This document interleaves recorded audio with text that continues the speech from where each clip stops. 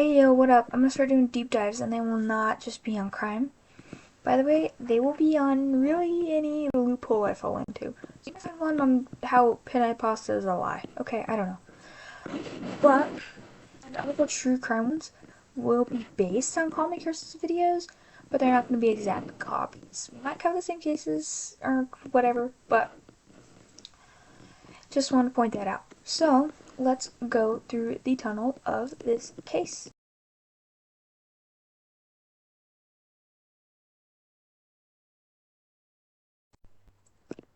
This case a lot either know like a whole ginormous heap about it. Like they're like, I want that ice cream, and it's called the Black Dahlia, like something like that, right? Or you know little about it. You're like, ooh, I want to like dip my toes into the true crime world. Let's start with this one because it's famous, right? But the murder did initially take place on, well, it wasn't the murder, the body. The body was found January 15th, 1947. I'm not gonna do the math. Y'all can. Not me. Not me. Alright, the victim was found near Lamert Park, Hollywood. That's what the website said. If that's not what you're supposed to say, please leave it in the comments, and I will also leave my TikTok in my YouTube bio, so contact me there if that is wrong.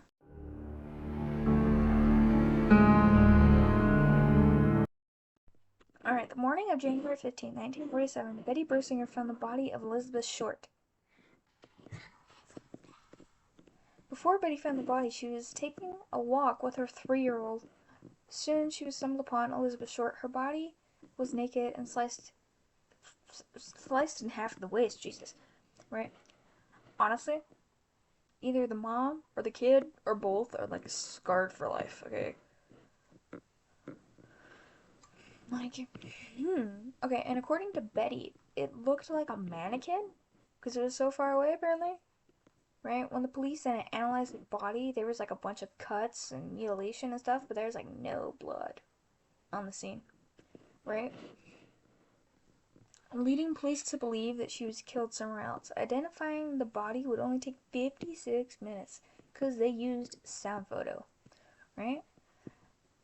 Sound photo I didn't do much research on, but what I did do seems pretty cool. I think you guys should research it itself. But let's go back to when it first started. So her childhood, basically.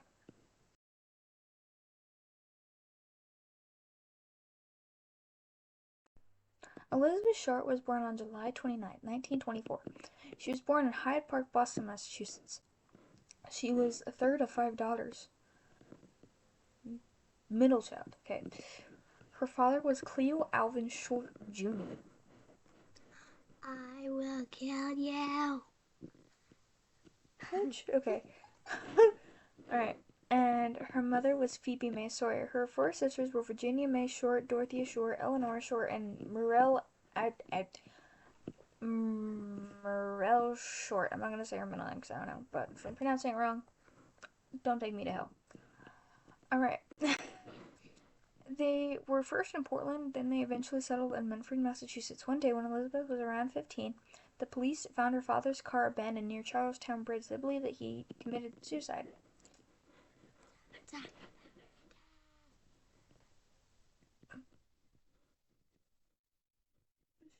Shut up, please. Ah, okay. Around that same time, she went under lung surgery because of her asthma. And due to that, she eventually dropped out of high school in her sophomore year. And now in late 1942, her mother received a letter from her supposedly dead husband, and it stated that he had moved to California to start a new life. They did relocate to California, but due to arguments that ended marriage, right? Okay. They did leave in 1943.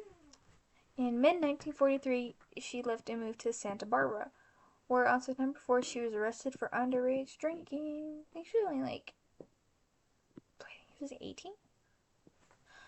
You guys do the math. Correct me, because they gave me nothing. Alright, Andre's okay. In 1945, she met Matthew Michael Gordon Jr. He proposed, but when she finally decided to accept his offer, he died in a plane crash on August 10th, 1945. On January 9th, 1947, Short returned to her home in Los Angeles after a brief trip to San Diego with Robert Red Manley, a 25-year-old married salesman who had been dating. She had been dating Manley. She had been dating Manley. Stated that he dropped Short off at Baltimore Hotel in Los Angeles, and that Short was to meet one of her sisters who was visiting from Boston that afternoon. By some accounts, staff at the Biltmore recalled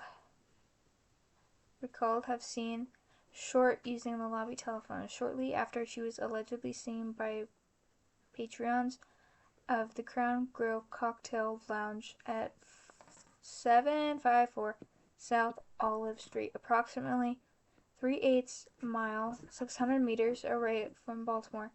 Then, the morning of January 15th, her body was found. Right now and right here. But if you don't let me, guess who I'll tell? You. And I will kill all of your friends. Severely mutilated body was completely severed at the waist, drained of blood, leaving her skin pale white.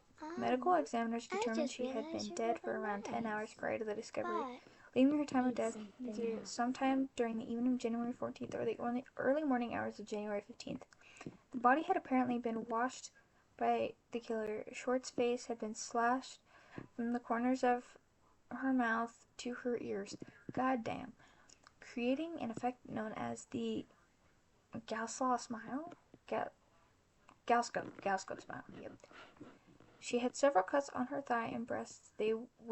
Where entire portions of flesh have been sliced away. The lower half of her body was positioned a foot away from the upper, and her intestines had been tucked neatly behind her buttocks. Jesus. The corpse had been posed with her hands over her head, her elbows bent at right angles, and her legs spread apart. Los Angeles Herald Express reporter Angie Underwood was among the first to arrive at the crime scene and took several photos of Short's body and its surroundings. Near the body, detectives located a heel print on the ground, amid the tire tracks, and a cement stack containing watery blood was also found nearby. She says. So he literally was like, I don't want blood on the road. I don't want them to clean that up. Let's put it in a bag. Blood. Can you please play with me? You know what would have been funny? Well, I am killing you. During this. That would have been funny. That would have made this whole freaking thing way funnier.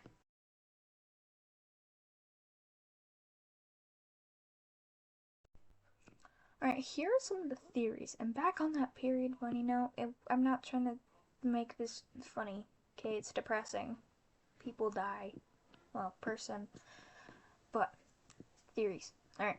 The cops believed that it was one of the torso murders, which they quickly discarded. Then once the social media got a hold of it, because, yeah, we just better like that. I wasn't alive. So it was like the press. Right? Got a hold of it, connected to with evidence, mind you, obviously. The cops took the evidence and they used it as they were about to arrest Wilson, the guy responsible for the torso murders, which they also found out using the evidence. Then he died in a fire. I bet you he did it himself. Oh, yeah. Okay. They also connected it to the lipstick murders. The girl that died, right? Her last name was Dinnigan, and Short was found 3 blocks away from Dinnigan Street. William Hearns, the guy responsible for the lipstick murders, was already serving life in prison, and he would eventually die on March 5th, 2012. So they never interviewed him. Yeah, they didn't even think to, give him an interview, be like, hey, were you responsible for this?